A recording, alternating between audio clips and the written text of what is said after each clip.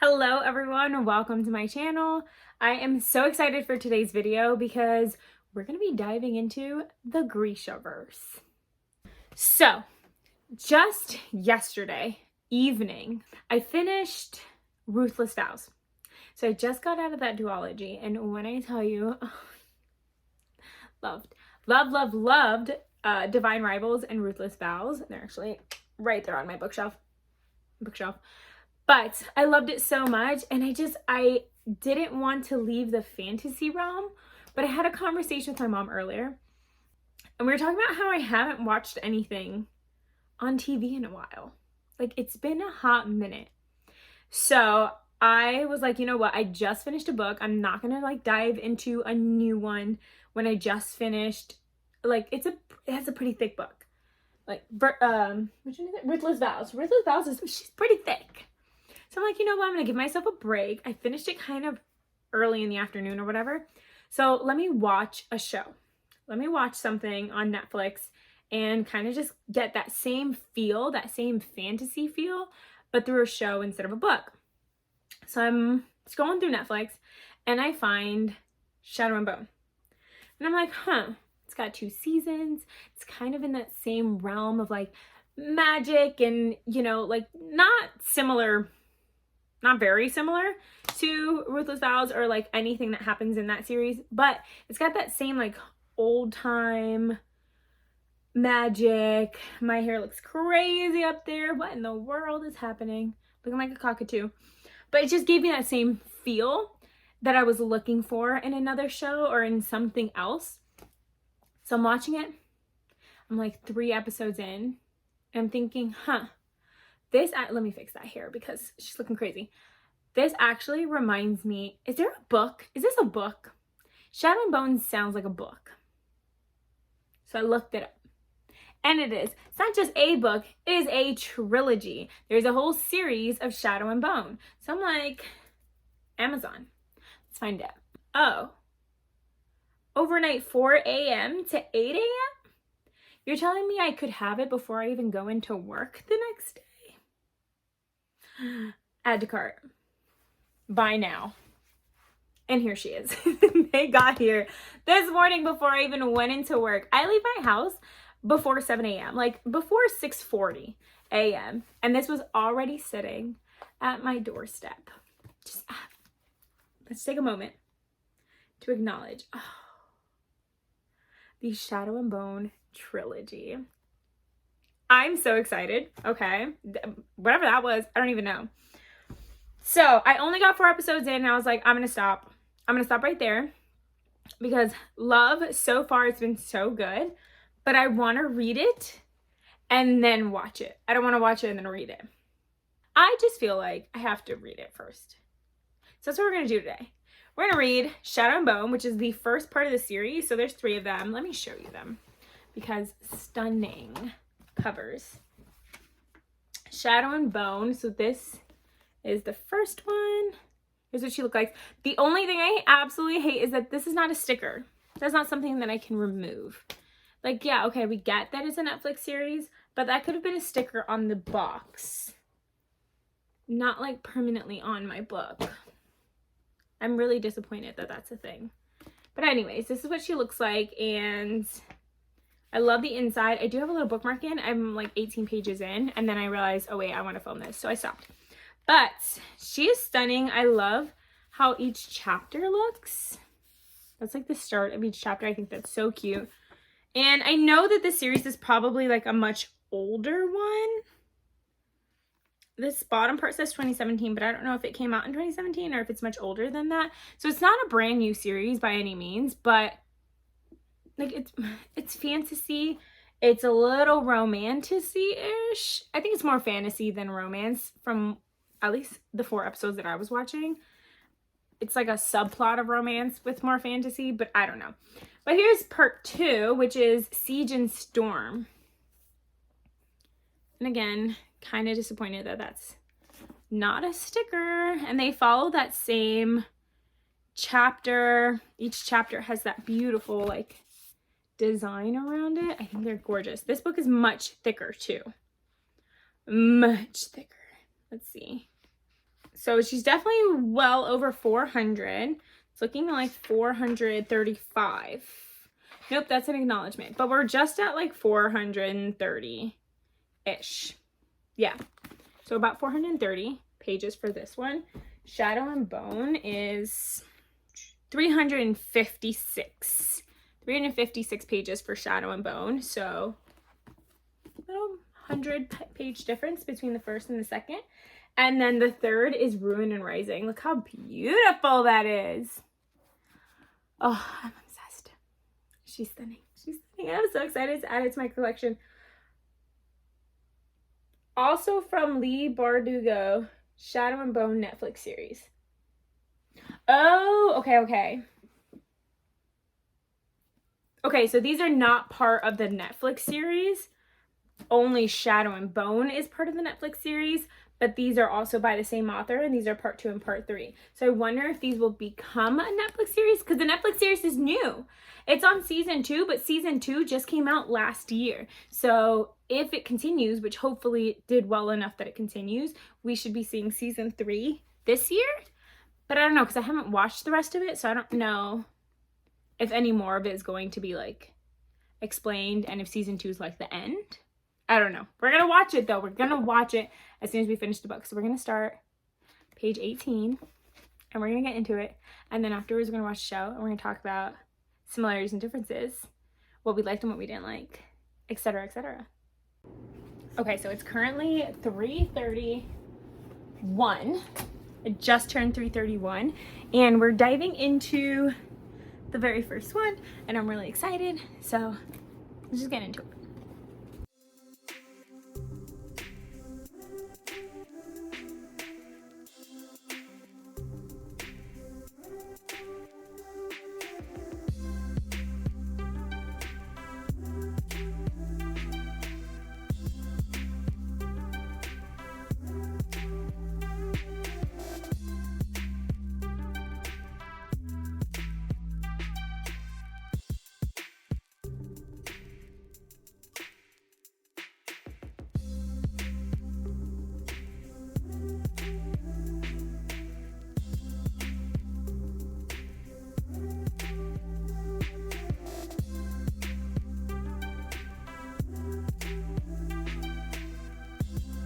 Okay, so something that I've already noticed that's been very, very different, but did I just lose my page? Wow.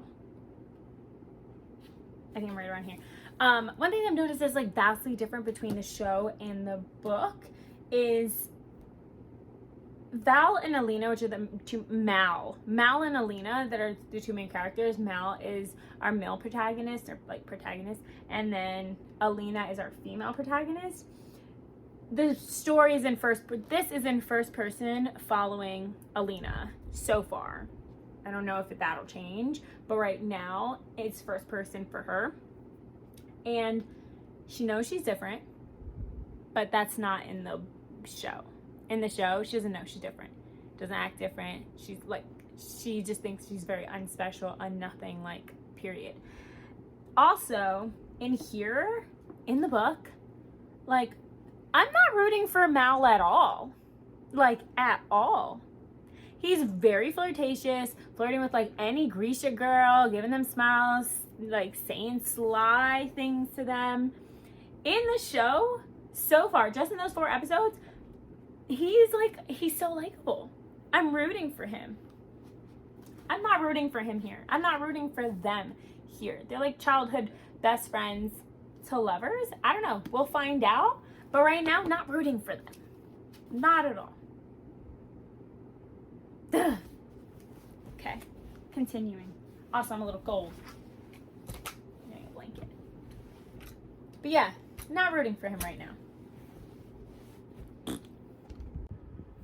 Okay, so I'm coming on to do a bit of an update because it is much later than the last time that I filmed. It's been like probably 4 or 5 hours at this point. I was not reading the entire 4 or 5 hours, or I definitely would have finished this book. But I've been reading for probably the last like 2-ish hours nonstop. Before that, I was reading. I probably got to page, I think it was like 80 something. But that being said, it's now 8:30 at night. I am 232 pages in. I'm on chapter 15, and most of what I've read so far is like nearly identical to the show. Nearly. Some stuff not quite. In the show we do get a lot of Mal's point of view, and we get like none of that in the book. It doesn't even exist. All we have is Alina's point of view. 2, the tension. Ooh. The tension between Alina and the Darkling. Oh, I could feel it. I feel it in my bones. There was a line when she was talking to Mal, because she was upset, and it literally like just happened, and I was like obsessed with the line. I reacted out loud, and I wish I was recording myself, because me reacting out loud was like chef's kiss. But when Mal says, I saw how he looked at you, and Alina says, I like how he looks at me. Enough. Please, I cannot. That was so good. I don't annotate my books. I've actually only ever underlined like a single book, but I want to get like tabs just so I can tab that line in this book, because it made me feel things. It made me feel so many things. But otherwise, I am going to keep chugging along. I feel like I can definitely wrap this up tonight, because I only have, what did I say, 232? It's like I have 120 pages left-ish until the acknowledgements. So I feel like that right there, this little chunk right here, I feel like we can get that done. We're gonna try anyways. And I'll update you when we get there.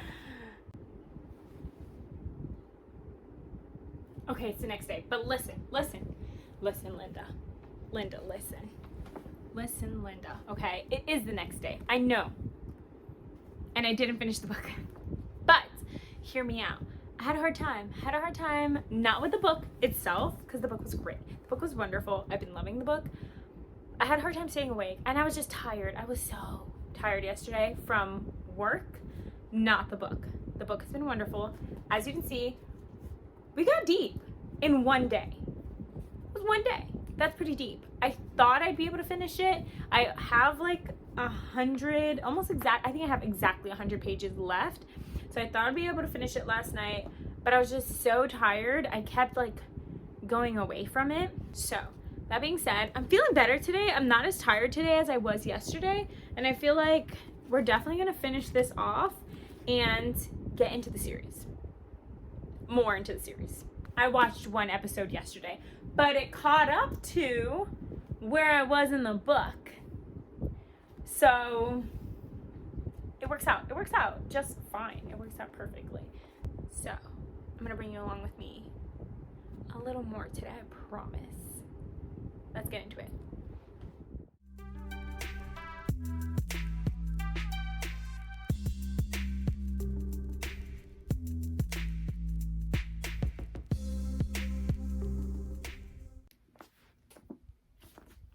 I'm done. I'm done with Shadow and Bone.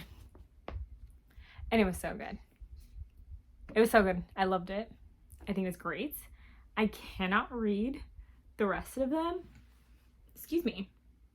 I like that it left more to be discovered, but it wasn't a cliffhanger. I have so many questions. Because I am now 5 episodes into the show. I can't remember the characters' names. I do remember Jasper. I know Jasper is the one with the pew, pew, pew, pew. That's Jasper. Who's his boss? Can't remember his name.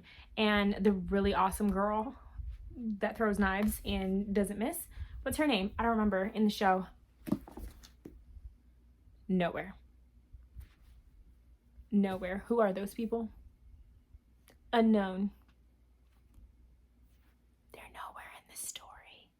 Hey guys, Editor Destiny here, cutting in to let you know some integral information. Okay, I did a little bit of digging into like the Grishaverse and just Lee I think her last name is Fardugo, as an author in general. And I found out that the characters that I'm talking about, Inez, Kaz, and Jasper, they actually are in their own duology. It's in the same world, so they're still part of the Grisha verse, but they have their own plot, they have their own story, and they have like their own series that is supposed to take place after the Shadow and Bone series. So that's why they're not mentioned in Shadow and Bone at all, and they're not even interconnected standalones. Would you even call it that? No, they're just in the same verse, but they actually are not connected to each other, apparently, in the books.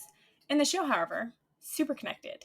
Like, they play a huge role in things that happen to Alina. So, very interesting, the like creative liberties that were taken for the show. But yeah, I just wanted to mention that they are my favorite characters, which makes me want to read their series. Did I mention the name? The Six of Crows. That's what it's called. That's it. Nowhere. Are they in the other books?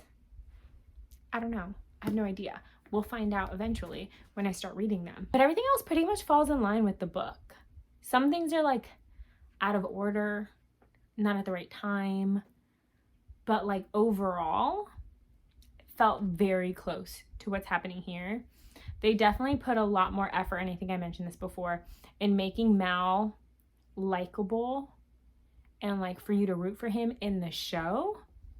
I wasn't rooting for him here. Because, yeah, my girl was tangled up with the Darkling. So what? So what if she's tangled up with him? You've been tangled before. I think he called it tumbling. He tumbled with some girls before. And you're mad at my girl? She's been waiting for you. She's been not tumbling while waiting for you. What have you been doing? Tumbling. Like, he wasn't that likable here. And so when like the stuff started happening, I was like not that pressed. I'm not gonna lie to you.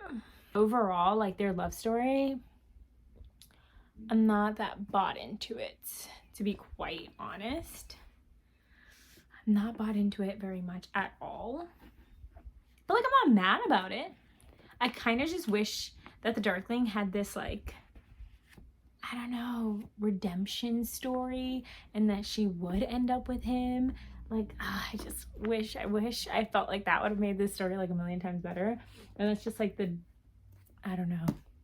Is something wrong with me? Something's wrong with me, isn't it? That I wanted the bad guy to win. Anyways, the show is just getting good. Alina is disappearing. She's running away. She's spoken to Bagra. She's running away. That's pretty deep in this book. So the show covered like a huge chunk of this book just in the first 5 episodes. Like that's a vast majority of this. I don't know, somewhere like along here. Like this whole thing is what the first 5 episodes were. And we've barely got anything left. So I'm really curious what else is going to happen in the show. But I also don't even know how many episodes it is. So we're gonna find out. Let's get started on that because I really want to watch it. Let's go.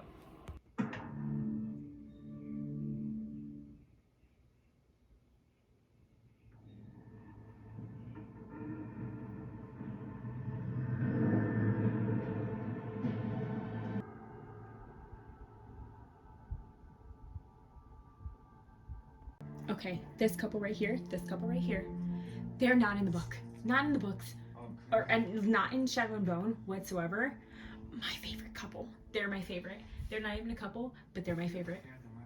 Oh, I love them. Please. I love them. Okay, just finished the last episode. Just finished the last episode of the series, and holy cow. I have notes. Okay, 1. My favorite characters, Jasper, Kaz, Inej. Jasper, Kaz, and Inej. They're not even in the book. They're not even in Shadow and Bone. Nowhere. Their names are not mentioned anywhere. Who are they? Have no clue. But in the show, best characters ever. 10 out of 10. I love them. Love them. Okay. Genya. Jenya, don't remember how to pronounce her name, but she was in the book, and she was like, she was the queen's right hand woman, or she was the queen's tailor. Like, she would Botox the queen basically, using her powers that she has. But she was like besties with the main character, Alina. Why did they make her a bad guy in the show? Why did they do that? That was a terrible choice, because she was one of my favorite characters in the book. She was wonderful in the book.